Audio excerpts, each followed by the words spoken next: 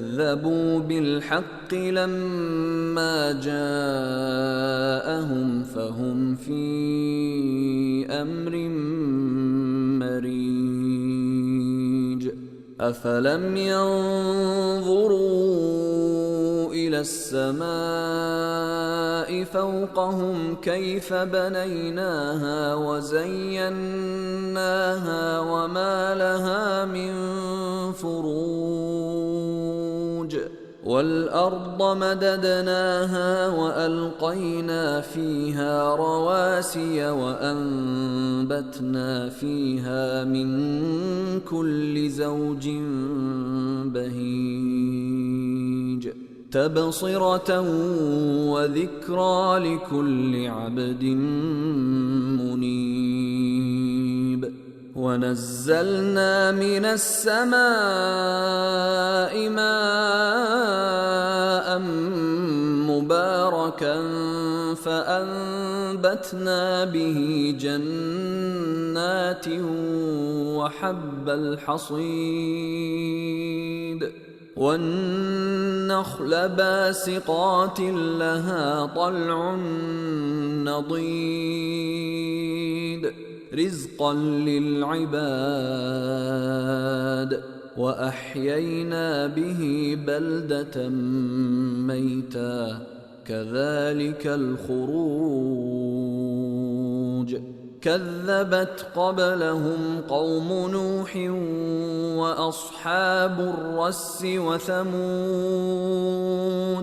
وعاد وفرعون وإخوان لوط وأصحاب الأيكة وقوم تبع كل كذب الرسل فحق وعيد أفعينا بالخلق الأول بل هم في لبس من خلق جديد ولقد خلقنا الإنسان ونعلم ما توسوس به نفسه ونحن أقرب إليه من حبل الوريد إذ يتلقى المتلقيان عن اليمين وعن الشمال قعيد ما يلفظ من قول إلا لديه رقيب عتيد وجاءت سكرة الموت بالحق ذلك ما كنت منه تحيد ونفخ في الصور ذلك يوم الوعيد وجاءت كل نفس معها سائق وشهيد لقد كنت في غفلة من هذا فكشفنا عنك غطاءك فبصرك اليوم حديد وقال قرينه هذا ما لدي عتيد ألقيا في جهنم كل كفار عنيد مناع للخير معتد مريب الذي جعل مع الله إلها آخر فألقياه في العذاب الشديد قال قرينه ربنا ما أطغيته ولكن كان في ضلال بعيد قال لا تختصموا لدي وقد قدمت إليكم بالوعيد ما يبدل القول لدي وما أنا بظلام للعبيد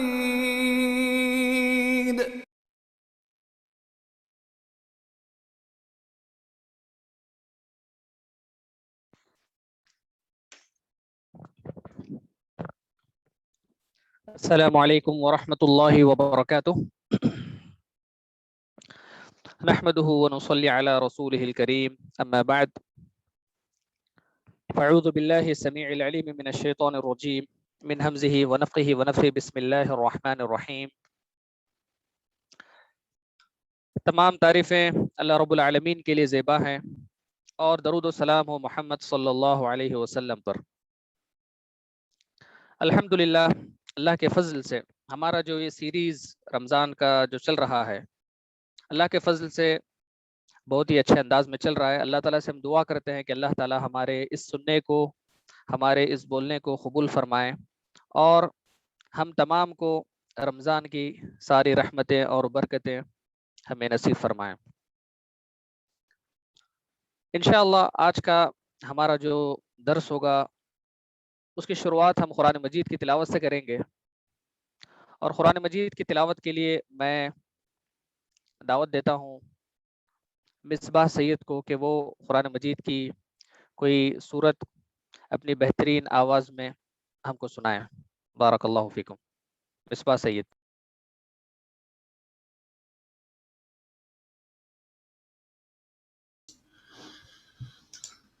أعوذ بالله من الشيطان الرجيم.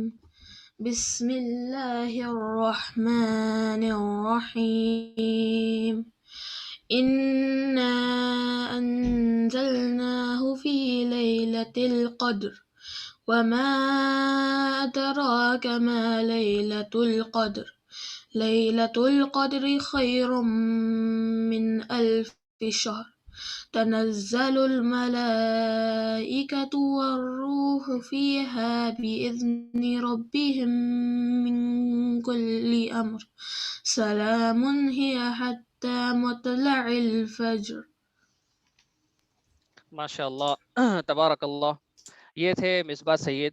اور مصباح سید جو ہے ماشاء اللہ یہ ایک حفظ کے یہ لندن میں رہتے ہیں اور اپنے اسکول کے ساتھ ساتھ حفظ بھی کر رہے ہیں, قرآن مجید کو یاد کر رہے ہیں. اللہ تعالیٰ سے میں دعا کرتا ہوں کہ اللہ رب العالمین مصباح کو ایک بہترین حافظ قرآن بنائیں اور قرآن مجید کا سمجھنے والا بنائیں. تو یہ ہماری رمضان کی جو سیریز چل رہی ہے اس کی تیسری کڑی ہے. دس از اے تھرڈ لیکچر آف رمضان. ہم نے رمضان کے الگ الگ ٹاپکس پہ پچھلے لیکچر میں بات کیا. آج انشاءاللہ ہمارا جو ٹاپک ہے, ابھی ہم رمضان کے دوسرے عشرے میں ہیں. ہم رمضان کے تقریباً 17 18 19 روزے ختم کر چکے ہیں. نیکسٹ آنے والے دنوں میں رمضان کا لاسٹ عشرہ آخری 10 دن ہمارے سامنے ہیں. تو یہ کیا ہی اچھا ہوگا کہ رمضان کے آخری 10 دن آنے سے پہلے ہم یہ معلوم کریں کہ ہم ان 10 دنوں کو کیسے اچھے سے سکتے ہیں, کیسے یوٹیلائز کر سکتے ہیں. یہ ایک عقل مند آدمی کی علامت ہے, کیونکہ یہ جو رمضان کا موسم ہے یہ ثواب کمانے کا موسم ہے. اور عقل مند آدمی وہی ہوتا ہے کہ اپنے جو موسم ہوتا ہے اس موسم میں اس چیز سے فائدہ اٹھائے. آپ دیکھتے ہیں جو بزنس مین ہوتے ہیں, جو بزنس مین بزنس سیزن میں اگر کام نہ کرے اور بزنس سیزن میں اپنا کاروبار نہ کرے تو وہ آدمی یعنی عقل مند نہیں ہے, وہ آدمی اپنے کاروبار میں سیریس نہیں ہے. تو اسی طریقے سے رمضان جو ہے عبادت کا موسم ہے, ثواب کمانے کا موسم ہے, اپنی مغفرت کرانے کا موسم ہے. تو اس موسم میں عبادت کے موسم میں ہم اگر عبادت نہ کریں, عبادت کے موسم میں اگر ہم عبادت کم کریں, ثواب کم کمائیں, تو مطلب یہ ہے کہ ہم اس سلسلے میں سیریس نہیں ہیں اور ہم کو جو ہے یعنی اپنے ایمان کو چیک کرنا چاہیے. تو آئیے ہم دیکھتے ہیں کہ آخری رمضان کے 10 دنوں کو کیسے پراپرلی ہم یوز کریں گے انشاءاللہ. رمضان کے آخری 10 دن کے بارے میں جاننے سے پہلے یہ ہمیں جاننا چاہیے کہ رمضان کا جو آخری عشرہ ہے, آخری عشرے سے پہلے کئی چیزیں اسلامی تاریخ کے اندر پیش آئے. اور ہم جانتے ہیں کہ رمضان کا مہینہ یہ روزے کا تو مہینہ ہے, روزے کا مہینہ ہے اور قرآن مجید کا مہینہ ہے, عبادتوں کا مہینہ ہے, اعتکاف کا مہینہ ہے. لیکن ساتھ ساتھ یہ تمام چیزیں ہمیں مجاہدہ کرنا سکھاتی ہیں. یہ چیزیں ہمیں سکھاتی ہیں کہ ہم ہماری لائف میں کیسے اسٹرگل کریں، ہماری لائف میں کیسے محنت کریں۔ تو رمضان میں مسلمانوں نے پوری تاریخ کے اندر بہت سارے محنتیں کی ہیں۔ اب دیکھیں، سب سے پہلے رمضان کے اندر جنگ بدر واقع ہوئی تھی۔ بیٹل آف بدر یہ رمضان میں ہوئی۔ رمضان کی مبارک ساعتوں میں، رمضان میں جب صحابہ روزے سے تھے، اسلام کی سب سے پہلے جنگ اس مہینے میں لڑی گئی۔ آئیے جنگ بدر کے بارے میں آپ کو ایک بریف بتا دوں کہ بیٹل آف بدر کیا تھی اور اس سلسلے میں مسلمانوں نے کیا کیا۔ یہ سامنے جو فوٹو آپ دیکھ رہے ہیں، یہ فوٹو جنگ بدر کے میدان کی ہے۔ یہ وہ جگہ ہے جہاں پر مسلمانوں نے جنگ بدر لڑی تھی۔ جنگ بدر لڑنے کی جو وجہ تھی وہ یہ تھی کہ اللہ کے رسول صلی اللہ علیہ وسلم کو پتا چلا کہ ابو سفیان یہ قریش کا ایک قافلہ شام سے لے کر آ رہا ہے، تجارتی قافلہ، جس کے اندر قریش کی بہت ساری تجارت ہے۔ کیونکہ قریش مکہ والے مسلمانوں کو بہت ستائے، بہت تکلیف دیے، اور مسلمانوں کے دشمن بن چکے تھے، اور مسلمانوں کو تکلیف دینا ان کا کام تھا۔ اسی وجہ سے اللہ کے رسول صلی اللہ علیہ وسلم نے اپنے ڈیفنس کے لیے، مسلمانوں کے ڈیفنس کے لیے یہ سوچا کہ مکہ کے لوگوں کی جو اکانومی ہے اس کو اگر ختم کر دیں گے تو یہ لوگ ہمارے خلاف اٹیک ہی نہیں کر سکتے۔ تو آپ نے ایک انیشیٹو لیا اور آپ نے پلان کیا کہ شام سے جو قافلہ آ رہا ہے اس قافلے کو ہم اپنے کنٹرول میں لے لیں گے، اس قافلے پر ہم قبضہ کر لیں گے۔ اس طریقے سے مکہ کے لوگوں کی معیشت، ان کا جو پاور ہے وہ ختم ہو جائے گا۔ لیکن ابو سفیان کو جب پتا چلا تو اس نے مکہ کو ایک لیٹر بھیجا کہ اللہ کے رسول صلی اللہ علیہ وسلم محمد مدینہ سے آ رہے ہیں تاکہ ہم پر اٹیک کریں۔ جیسا ہی مکے والوں کو یہ پتا چلا، وہ لوگ فوری جو ہے اپنا ایک لشکر لے کر نکلے۔ لیکن ابو سفیان ایک جو نارمل روٹین کا جو راستہ تھا، ایک جو فیمس روڈ تھی، اس کو چھوڑ کر ایک اننون روڈ کو انہوں نے اپنایا اور وہاں سے نکل گئے۔ تو اس طریقے سے مسلمانوں کو جو ہے مکہ کے لشکر کا سامنا کرنا پڑا۔ تو مکہ سے جو لشکر آیا تھا وہ لشکر بدر کے مقام پر پہنچا، اور بدر یہ ایک چھوٹے سے ولیج کا نام ہے۔ بدر از اے نیم آف اے ولیج۔ یہ ولیج مدینہ منورہ سے تقریباً سمجھے کہ ایک 70-80 کلومیٹر دور ہے، اور یہ جو ولیج ہے یہ بالکل پہاڑ، ریت، بس اس ولیج کے اندر یہی ہے، زیادہ کچھ نہیں ہے۔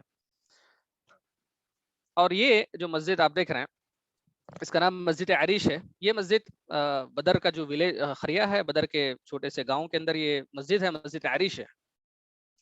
بہرحال ہوا یہ کہ مسلمانوں کو جو پتا چلا کہ وہ لوگ بدر کے مقام پر آئے ہوئے ہیں، تو اللہ کے رسول صلی اللہ علیہ وسلم نے صحابہ سے مشورے کے بعد مدینہ کے لوگوں کو لے کر آپ بدر کے مقام پر آئے۔ آپ بھی بدر کے مقام پر آئے، مکہ کے مشرکین بھی بدر کے مقام پر تھے، اور اللہ کے رسول صلی اللہ علیہ وسلم نے جو پڑاؤ ڈالا تھا آپ نے، وہ یہ جو مسجد عریش ہے یہاں پر آپ نے اپنا پڑاؤ ڈالا تھا۔ مسجد عریش اس وقت تو مسجد نہیں تھی، تو اس جگہ آپ نے پڑاؤ ڈالا۔ کیونکہ دھوپ بہت زیادہ تھی، صحابہ نے آپ کے لیے ایک سائبان بنایا، آپ کے لیے ایک شیلٹر بنایا، آپ کے لیے ایک تھوڑی سی جھوپڑی کی طرح بنایا۔ تو وہ شیلٹر کو عریش کہا جاتا تھا عربی زبان میں۔ عریش کا مطلب ہے کہ ایک چھوٹا سا شیلٹر، ٹیمپریری شیلٹر، دھوپ سے بچنے کے لیے۔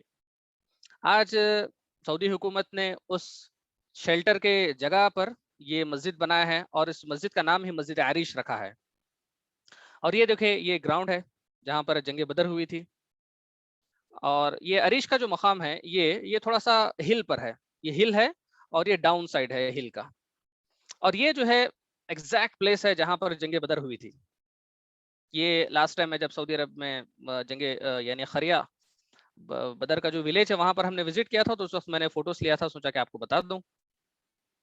اور یہ یہاں پر ایک چھوٹا سا ویڈیو ہے جس میں آپ دیکھ سکتے ہیں کہ کس طریقے سے مسجد عریش ہل پر ہے، اور جنگ بدر کا جو گراؤنڈ ہے وہ تھوڑا ڈاؤن سائڈ ہے۔ آپ اس کو دیکھیں۔ غزوہ بدر کا علاقہ ہے، یہ وہ جگہ ہے جہاں پر جنگ بدر لڑی گئی تھی، اور یہ مسجد ہے، یہ مسجد کا نام ہے مسجد العریش، جہاں پر صحابہ نے اللہ کے رسول صلی اللہ علیہ وسلم کو بیٹھنے کے لیے ایک چھوٹی سی جھوپڑی بنائی تھی۔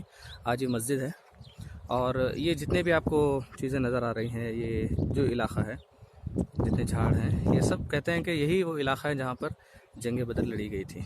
البتہ یہاں پر یعنی جو پتھریں ہیں، یہ جو مٹی ہے، یہ اس زمانے اچھا کی تو نہیں ہے۔ یہاں پر میں ایک بات بتاؤں کہ یہ جو ایریا ہے جو آپ دیکھ رہے ہیں یہ جگہ تھی جہاں پر مشرکین نے اپنا پڑاؤ ڈالا تھا، اور جو ہل سائڈ ہے جہاں پر مسجد ہے وہاں پر مسلمانوں نے پڑاؤ ڈالا تھا. یعنی اب دیکھیں اس کے بعد بلکہ اس میں بعد میں جو ہے نا زمانہ گزرنے کے ساتھ ساتھ اس میں کئی چیزیں ایڈ ہوتے گئے. البتہ یہاں پر یہ جو آپ کے سامنے ہے، کہتے ہیں کہ یہ جو چھوٹی سی عمارت ہے یہ اللہ کے رسول کے زمانے میں ہی یعنی اسی زمانے کی ہے. اس میں کچھ ترمیم نہیں ہوئی بلکہ جیسی تھی ویسی ہے. اور یہاں پر ایک چھوٹا سا روم بھی نظر آ رہا ہے، دیکھتے ہیں اندر کیا ہے اس کے. یہ دیکھیں، یہ پتھر سے اس سے پتہ چل رہا ہے کہ یقیناً یہ اس زمانے کا ہی ہے. دیکھا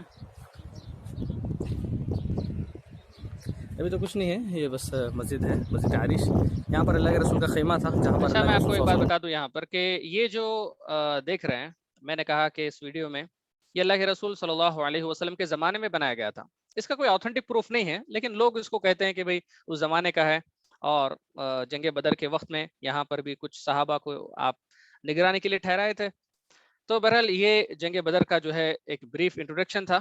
تو ہوا یہ کہ مسلمان جو ہے کم تعداد میں تھے، 300 کے اوپر کچھ تھے. بعض روایتوں میں آتا ہے کہ 313 مسلمان تھے، اور ان کا مقابلہ تھا مکے کے 1000 کفار کے ساتھ. لڑائی ہوئی، اللہ تعالیٰ نے مسلمانوں کو فتح عطا کیا، مسلمان اس جنگ میں جیت گئے. تو یہ جو جنگ بدر تھی اس سے ہمیں کئی سبق سیکھنے کو ملتے ہیں. اللہ کے رسول صلی اللہ علیہ وسلم نے سب سے پہلا کام جو کیا بدر کے لیے، سب سے پہلا کام یہ تھا کہ آپ نے جتنا بھی لشکر تھا مسلمانوں کو تیار کیا، اور جو کچھ ان کے پاس تھا وہ لے کر، ہتھیار لے کر بدر کے خریے میں آ گئے. اس کے بعد صبح میں جنگ شروع ہونے والی ہے تو اللہ کے رسول صلی اللہ علیہ وسلم رات کے وقت میں یہ جو مسجد عریش کا ایریا ہے وہاں پر آپ نے اپنے خیمے کے اندر، اپنے پیویلین کے اندر آپ رات کی نماز پڑھتے ہیں، تہجد پڑھتے ہیں، قیام اللیل کر کے دعا کرتے ہیں کہ اللہ تعالیٰ میں نے یہ جو چھوٹی سی جماعت لے کر آیا ہوں میں، یہ آپ کے دین کو بلند کرنے والی ہے، یہ آپ کے دین آپ کا نام لینے والی جماعت ہے. کل مقابلہ ہے، اگر یہ جماعت ہلاک ہو گئی تو پھر اس زمین پر آپ کا نام لینے والا کوئی نہیں ہوگا. دیکھیے یہاں پر ہمارے لیے ایک سبق ہے، وہ سبق یہ ہے کہ اللہ کے رسول نے شروع میں دعا نہیں کیا اللہ تعالیٰ سے. اللہ کے رسول صلی اللہ علیہ وسلم نے اللہ تعالیٰ سے دعا کیا سب سے آخر میں. یعنی آپ پہلے پوری تیاری کیے، آپ صحابہ کو تیار کیے، آپ صلی اللہ علیہ وسلم نے یعنی جتنا پریپریشن کر سکتے تھے کرنے کے بعد کل صبح میں جنگ شروع ہونے والی ہے تو آج رات میں دعا کر رہے ہیں. تو یہاں پر ہمارے لیے سیکھنے کا سبق یہ ہے کہ زندگی میں ہم کو اللہ تعالیٰ پر جو بھروسہ کرنا ہے اس کا صحیح طریقہ یہ ہے کہ پہلے ہم سارے ریسورسز کو اپنائیں. پہلے جتنے اسباب، جتنے تدابیر، جتنے اسٹریٹجیز ہم کر سکتے ہیں کریں. اس کے بعد اللہ تعالیٰ سے دعا کریں کہ اللہ تعالیٰ انشاءاللہ ہماری مدد کریں گے. اگر کوئی یہ کرے کہ ڈائریکٹ اللہ سے دعا کریں اور کام کچھ نہ کرے تو پھر کچھ ملنے والا نہیں ہے. تو اللہ تعالیٰ ہمیں اسباب اپنانے پر ابھارتے ہیں، تو لہٰذا ہم کو اسباب اپنانا چاہیے. We have to use our resources first before we ask Allah subhanahu wa ta'ala. That is the right way of a Muslim. اسی طریقے سے ہم دیکھتے ہیں کہ موسیٰ علیہ السلام کے ساتھ کیا ہوا تھا. موسیٰ علیہ السلام when he was caught between the ocean and between the army of Fir'aun, first he did not so everyone was worried what to do now. There is a Fir'aun with his army behind them and there is an ocean before them. So what to do, where to do? So Allah subhanahu wa ta'ala سے موسیٰ علیہ السلام نے دعا کیا کہ اللہ تعالیٰ help کرے. تو اللہ تعالیٰ موسیٰ علیہ السلام کے ایسے بھی ہیلپ کر سکتے تھے، لیکن اللہ تعالیٰ نے موسیٰ علیہ السلام سے کہا کہ موسیٰ تمہارے ہاتھ میں جو لکڑی ہے، تمہارے ہاتھ میں جو لاٹھی ہے، اس لاٹھی کو سمندر میں مارو. جیسا ہی انہوں نے اپنے ہاتھ سے جو لاٹھی سے سمندر میں مارا، 12 راستے کھل گئے. کیا اللہ تعالیٰ بغیر لاٹھی مارے کے راستے نہیں پیدا کر سکتے تھے؟ آف کورس اللہ تعالیٰ کر سکتے تھے، لیکن یہاں پر ایک سبق ہے ہمارے لیے. Allah subhanahu wa ta'ala wants to teach us something, that you have to resource yours from your side, then I will help you. تو موسیٰ علیہ السلام نے جس طریقے سے جو ان کے لکڑی کو مارنے سے ہمیں جو سکھایا ہے وہ یہ ہے کہ ہمیں اسباب کو اپنانا چاہیے، اس کے بعد اللہ پر بھروسہ کریں. یہ ایک صحیح مسلمان کا طریقہ ہے. Anyway, تو اس طریقے سے غزوہ بدر ہوئی اور مسلمانوں کو اللہ تعالیٰ نے فتح عطا کیا. یہ رمضان کے مہینے میں تھی، تو یہ that was amazing. ہم سمجھتے ہیں کہ رمضان میں روزے رکھتے ہیں بس سو جائیں اور جو ہے روزہ لگ رہا ہے بس اسی میں ہم پریشان ہوتے ہیں. نہیں، ایسا نہیں ہے. رمضان is a month of struggle. We have to learn how to struggle. صحابہ سبحان اللہ، صحابہ they fought a battle in the state of fast. So this is amazing. یہ کیسے ہوا؟ That is because they have a high level of iman. Their iman was so strong, so they were able to even fight a battle in the state of fast. So when we have a strong determination and believe on Allah subhanahu wa ta'ala, we can do wonders in our life. So ये तो एक चीज थी. ग़ज़वा बदर उसके बाद यहाँ पर एक और एक चीज है, मैं आपको बताऊंगा कि ये जो नाम आप देख रहे हैं, this is a billboard. This is actually x road in the village of अल बदर. आप अगर बदर के यानी जाएंगे, बदर छोटे से गांव पर जाएंगे, तो वहां पर एक चौराहे पर ये नाम लिखे हुए हैं, और ये सहाबा के नाम है जो जंग बदर के अंदर शहीद हुए थे. इन्हें शुहदाए बदर कहा जाता है, और आज भी इनके नाम सऊदी अरब में वहां पर चौराहे पर चौरस्ते पर ये लगे हुए हैं. यहाँ पर देखें, उमैर बिन अबी वक़ास, सफ़वान इब्न वहब इला आखिरिह, औफ इब्न हारिस रज़ियल्लाहु अन्हुम. तो ये सहाबा जंग बदर में शहीद हुए और ये रमज़ान में हुआ था. तो इससे हमारे लिए एक इंस्पिरेशन है कि we can do some great job in the month of Ramzan इंशाअल्लाह. ओके, तो जब जंग बदर में मुसलमान जीत गए, तो अल्हम्दुलिल्लाह अल्लाह ताला के फजल से मुसलमान जीत गए, तो मुसलमानों की हैबत पूरे अरब में फैल गई कि मुसलमानों ने एक बड़े लश्कर को, जो कि मक्का के लोग बहुत पावरफुल लोग थे, पूरे अरब के अंदर उनकी एक हैबत थी, उनको किसने हराया? उनको मदीना के मुसलमानों ने, जो कि थोड़े थे, उन्होंने हराया. तो मुसलमानों का पावर पूरे अरब के अंदर फैल गया. उसके बाद जितने कैदी थे, प्रिजनर्स थे, उनको फिदिया लिया गया, और जो पढ़ा सकते थे मदीना के बच्चों को पढ़ाने के लिए दिया गया. उसके बाद that was a one incident in the month of Ramadan. And the second and the great incident which happened in the month of Ramadan is Fath Makkah. Fath Makkah क्या है? Fath Makkah जो है, Fath Makkah अल्लाह के रसूल सल्लल्लाहु अलैहि वसल्लम Medina में शिफ्ट हो गए थे, लेकिन बाद में आप सल्लल्लाहु अलैहि वसल्लम ने मक्का को कॉन्क्यूर किया. He became the conqueror of Makkah, and that also happened in the month of Ramadan. Almost I think that was in the 8th year of Hijri. Ramzan की जो 8वीं हिजरी थी, आपने उस वक्त मक्का को फतह किया. अब देखें, मक्का को जब फतह किए, इसमें भी हमारे लिए कई असबाक हैं कि फतेह मक्का के अंदर, फतेह मक्का एक ऐसा वाक़या है जो कि रमजान में हुआ. आपने दुनिया का सबसे यानी एक ऐसा शहर जो सबसे अमन वाला है, city which has most the city most full city in the world, मक्का, अल्लाह के रसूल ने इसको कॉन्क्यूर किया कुफार के हाथों से. अल्हम्दुलिल्लाह, that was the biggest achievement which Muslim did in the month of Ramadan. That was a one thing. और उसके बाद अल्लाह के रसूल सल्लल्लाहु अलैहि वसल्लम ने तकरीबन 10,000 सहाबा को लेकर आका को आए थे, और मदीना में उम्मे मक्तूम रज़ियल्लाहु ताला अन्हा को आपने इंचार्ज बनाया कि हम लोग मक्का को फतह करने जा रहे हैं, आप मदीना के इंचार्ज बनो. अल्हम्दुलिल्लाह, अल्लाह ताला ने मुसलमान को फतह दिया और कहा, इन्ना फतहना लका फतहम मुबीना, इन्ना फतहना लका फतहम मुबीना. अल्लाह ताला ने कहा कि हमने आपको एक बहुत ही वाज़ेह फतह अता किया. आपको जब फतह मिली तो आपने अपने दुश्मनों से बदला नहीं लिया. When Rasulullah became the conqueror, he did not took the revenge from the enemies. He gave a great example for the whole world, for the entire humanity. There were people who hurt Rasulullah before migration. There were people who torture Muslim before migration. But Rasulullah sallallahu alaihi wasallam did not took the revenge. Now everyone was in his hand. He could do whatever he can. Everyone was, like in the fear, what Muhammad is going to do with us. Is he going to punish us? Is he going to take revenge from us? Everyone was in that thinking. But Rasulullah gave a best example for the humanity. And he said, Man dakhal al-masjid fahuwa amin. Jo bhi masjid haram ke andar dakhil hoga, wo amn se hai. He will not get hurt. Anyone who enter in the masjid, he will not get hurt. Jo bhi Abu Sufyan was a person who was the leaders of the enemies of Muslim. He was in the hands of Rasulullah now. He could do anything with him, but he gave a good example, and he said, if anyone enter in the house of Abu Sufyan, he will be saved. Rasulullah gave honor to Abu Sufyan, who was the biggest enemy, one of the biggest of enemies of Muslim. फिर उसके बाद आपने कहा कि जो आदमी अपना घर का दरवाजा बंद करके अंदर हो जाए, वो अमन से है. Today I am not going to take any revenge from anyone. I will say what my brother Yusuf alayhi salam said.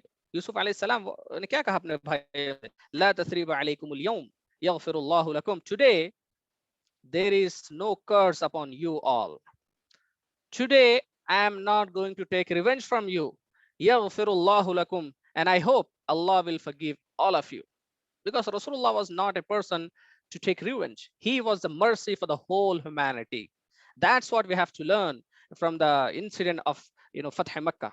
And the Fath Makkah happened in the month of Ramadan. So Ramadan is a month of mercy of Allah, and Rasulullah showed a mercy as no one can imagine.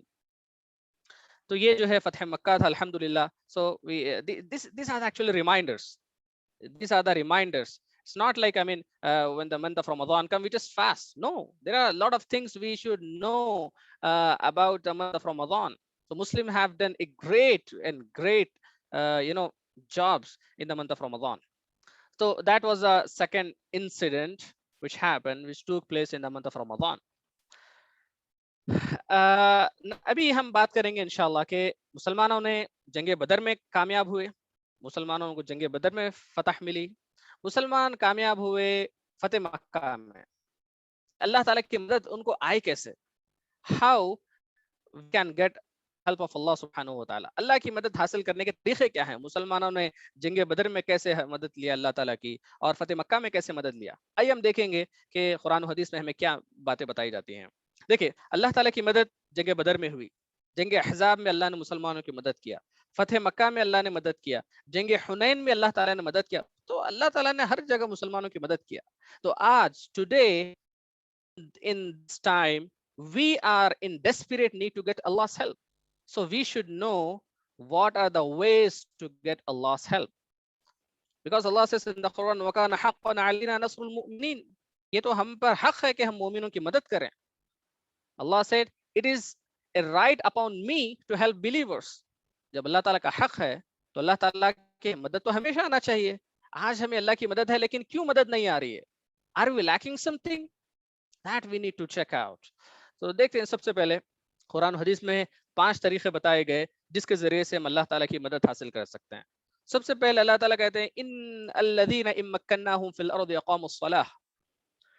फिर अल्लाह ने कहा, वअदल्लाहु अल्लज़ीना आमनु मिनकुम वअमिलुस्सालिहात ला यस्तखलिफन्नहुम fill अर्द.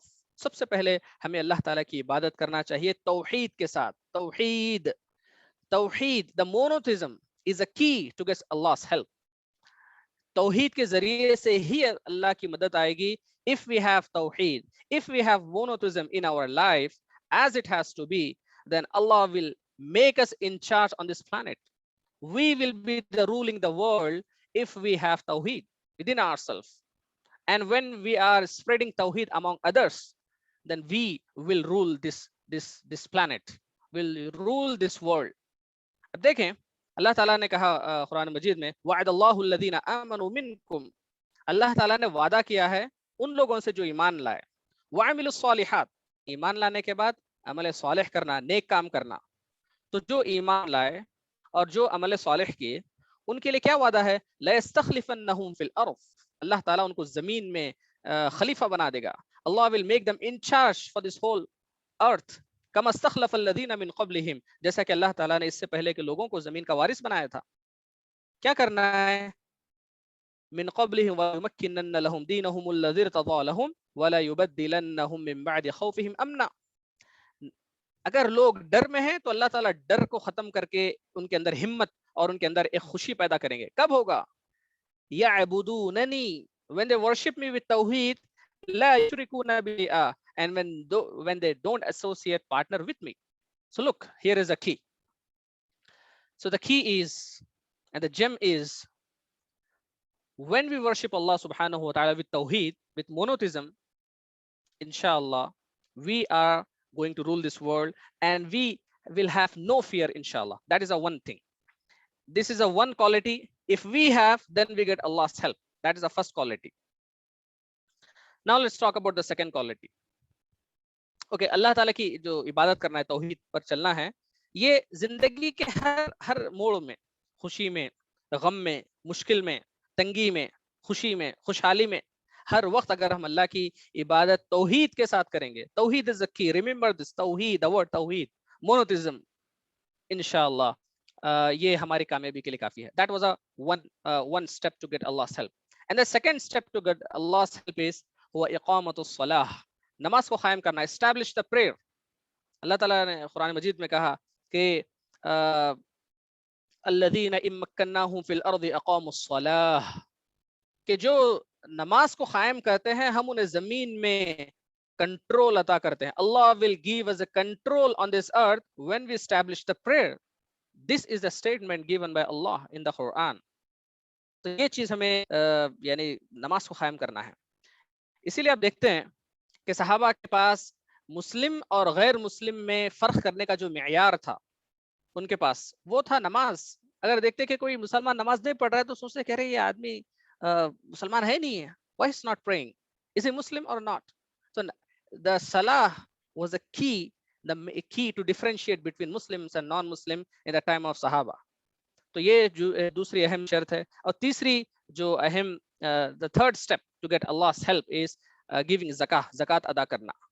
Zakat ادا کرنا, it's not a normal thing. It's a huge thing. Allah will give us a control on this earth when we give zakah. جب ہم زکات ادا کریں گے تو زمین میں خلافت عطا کریں گے. Look, when ابو بکر صدیق رضی اللہ تعالی عنہ انہوں نے جنگ کیا ان لوگوں سے جو زکات ادا نہیں کیے تھے. تو مطلب یہ ہے کہ زکات ادا نہیں کرنا ایک اسلام کے پلر کو توڑ دینا ہے. Giving zakah is one of the pillars of Islam. So when we give zakah, Allah will give, Allah will be with us, Allah will be in our side. تو یہ تھرڈ سٹیپ ہے زکات ادا کرنا. یہ بہت اہم ہے. اور زکات ادا کرنا سے کیا ہوتا ہے کہ ہم اللہ تعالیٰ ہمارے دل کو صاف کرتے ہیں, ہمارے مال کو صاف کرتے ہیں, اور اس سے ہمارے مسلم بھائیوں کی مدد ہوتی ہے جو فقیر ہیں, جو غریب ہیں, جو مسکین ہیں. The people, those who are in need. When we give zakah, we help. We pure ourselves, we pure our money, we help our Muslim brothers who are in need. تو اس کے لیے ہمیں سمجھنا ہے کہ third step to get Allah's help is زکات ادا کرنا. اور جو فورتھ اسٹیپ ہے ذریعے سے اللہ کی ہمیں مدد آتی ہے وہ ہے اچھے کام کا حکم دینا. امر بالمعروف, اچھے کام کا حکم دینا. enjoining the right thing, calling people toward goods is the key to get Allah's help. اللہ تعالیٰ نے قرآن مجید میں کہا کہ جب تک لوگ اللہ تعالیٰ کی طرف بلاتے رہیں گے وہاں پر عذاب نہیں آئے گا. اللہ تعالیٰ کسی اگر بستی کو عذاب دینا چاہتے ہیں اور وہاں کچھ ایسے لوگ ہیں جو امر بالمعروف کا کام کرتے ہیں, لوگوں کو اچھی بات کی طرف بلاتے ہیں, اچھے کاموں کا حکم دیتے ہیں, تو اللہ تعالیٰ عذاب نہیں دیں گے. وَمَا كَانَ اللَّهُ مُعَذِّبَهُمْ وَهُمْ يَسْتَغْفِرُونَ. اور ایک آیت میں ہے وَفِيهَا مُصْلِحُونَ. تو جہاں پر اصلاح کرنے والے ہوں گے وہاں پر اللہ تعالیٰ کا عذاب نہیں آئے گا. اور عذاب کے الگ الگ شکلیں ہیں. ایک تو پوری امت پر ایک ساتھ آ سکتا ہے, یا ایک آدمی کی پرسنل لائف میں بھی عذاب آ سکتا ہے. تو لہٰذا ہمیں اللہ تعالیٰ کی مدد حاصل کرنے کے لیے کیا کرنا ہے؟ ہمیں اچھے کاموں کا حکم دینا. یہ کرنے سے اللہ تعالیٰ کی مدد آئے گی. صحابہ نے اسی مدد حاصل کیا. صحابہ جو جنگ بدر جیتے, صحابہ جو ہے مکہ کی فتح حاصل کیے, یہ کیسے؟ انہی اسٹیپ کو فالو کر کے. They were not doing something different than this. تو یہ جو ہے چوتھی چیز تھی. پانچویں جو چیز ہے کہ برے کام سے ہمیں لوگوں کو روکنا چاہیے. سب سے پہلے ہمیں اپنے آپ کو روکنا چاہیے, ہمارے اپنے دل کو روکنا چاہیے, ہمارے اپنے دماغ کو روکنا چاہیے. اس کے بعد لوگوں کو برے کاموں سے روکے. Forbidding the wrong thing. We have to forbid from the wrong. اگر ہم کسی طرح کے بھی برا کام کر رہے ہیں, if we have the capacity to stop that thing, we should do. آپ کو معلوم ہے کہ حدیث میں 3 طریقے بتائے گئے برائی کو روکنے کے لیے, ہاتھ سے, زبان سے اور دل سے.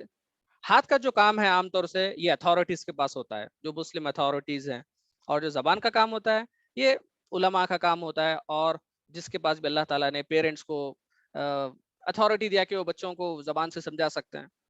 لیسٹ ہم دل میں برا جانیں. تو یہ جو ہے 5 ایسے اسباب ہیں. These are the 5 steps. اگر ہم ان کو فالو کرتے ہیں تو انشاءاللہ اللہ تعالیٰ کی مدد آئے گی, جس طریقے سے اللہ تعالیٰ نے مسلمانوں کی جنگ بدر میں مدد کیا اور فتح مکہ میں مدد کیا. نیکسٹ, اب آئیے ہمارے ایکچوئل ٹاپک کی طرف. یہ جو یعنی یہ ٹاپک پر آنے کے لیے وہ تمہید بہت ضروری تھی. آئیے رمضان کے لاسٹ 10 دنوں کی اہمیت کیا ہے. رمضان کے لاسٹ دن, آخری 10 دن بہت اہم ہیں. This could be turning point of our life. Last 10 days of Ramadan could be the turning point of our life. یہ نقطۃ التحول ہماری زندگی کا ٹرننگ پوائنٹ ہو سکتا ہے. तो हमें क्या करना है, हमें अल्लाह के रसूल को देखना है, how he was spending the last 10 days of Ramadan.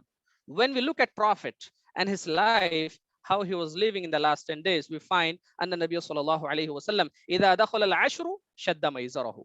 The first thing which Rasulullah do when the last 10 days of Ramadan is he prepare himself. He prepare himself for the worship.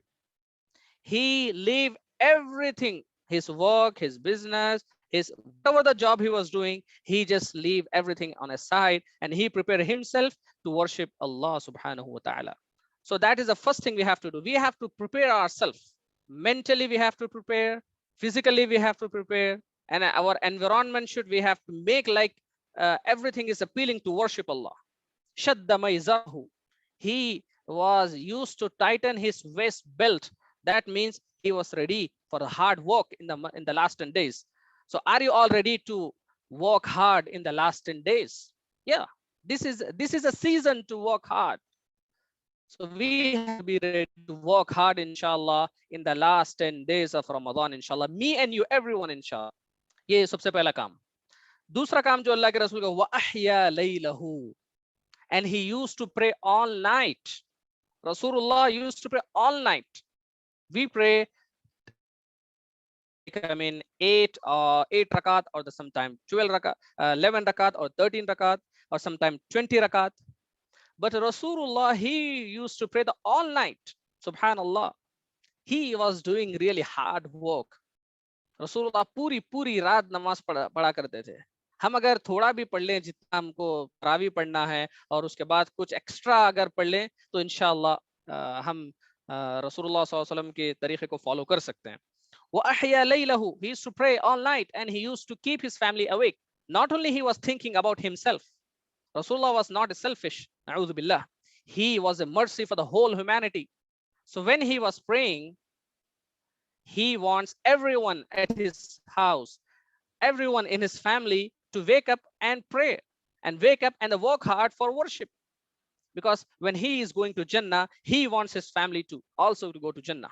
He does not want to go to Jannah alone. He wants his family to go with him.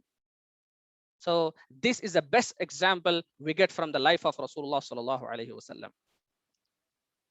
What else we can do other than the night prayer? We can recite Quran. हम तहज्जुद के साथ और क्या कर सकते हैं? हम अल्लाह ताला का जिक्र कर सकते हैं, हम कुरान मजीद की तिलावत कर सकते हैं, हम ज्यादा से ज्यादा दुआ कर सकते हैं. And we have to do dua a lot. क्योंकि last 10 days में अल्लाह ताला जो है जहन्नमियों को जहन्नुम से आजाद करते हैं. जिसका नाम जहन्नुम की लिस्ट में आ चुका था, उसका नाम जहन्नुम की लिस्ट से निकाल दिया जाता है. सुभान अल्लाह.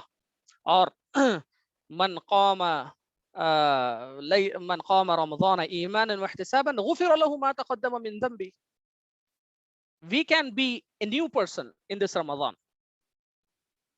This option is in our hand. We could be a very fresh and new person which has no bad deed in his life. How we can make that possible? We can make that possible by praying in the nights of Ramadan. We can make possible by finding the night of decree, by finding the Laylatul Qadr. Ramzan के महीने में लैलतुल क़द्र पाके हम एक नए आदमी बन सकते हैं, हम एक जिंदगी की नई शुरुआत कर सकते हैं, एक फ्रेश इंसान जिसके कोई गुनाह नहीं है.